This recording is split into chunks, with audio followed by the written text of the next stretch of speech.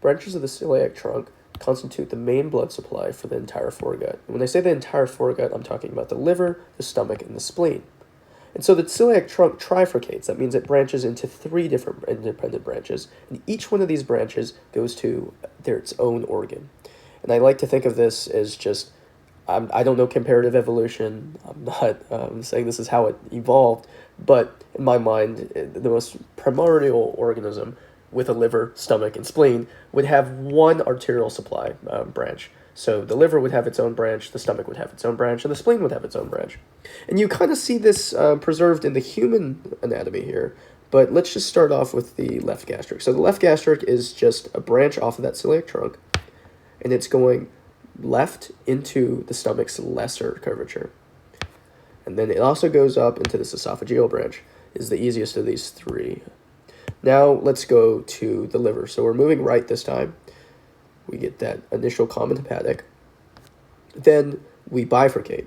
So we can either go up or down. Let's go up first. We get that proper hepatic. This is the tricky part. The proper hepatic then branches into a branch that's going down, and that's the right gastric. That right gastric is completing the circuit here. We get an anastomosis with that lesser curvature. So the left gastric and the right gastric create an anastomosis there.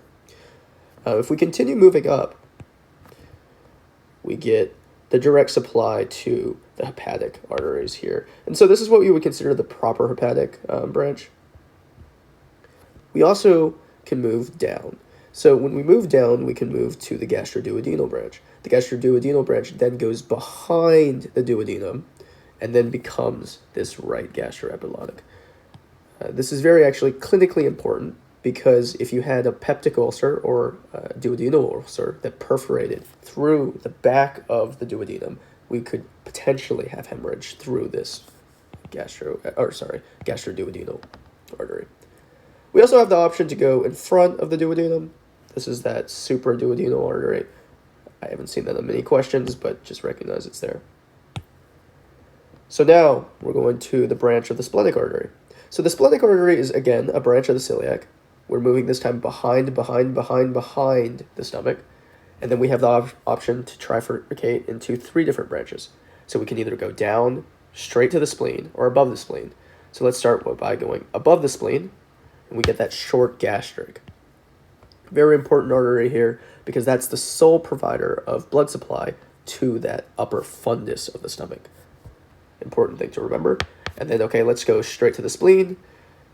Makes sense, the splenic artery provides blood to the spleen. Then if we go below the spleen, we get this left gastroepilotic artery. And so there's an anastomosis here between the right and the left.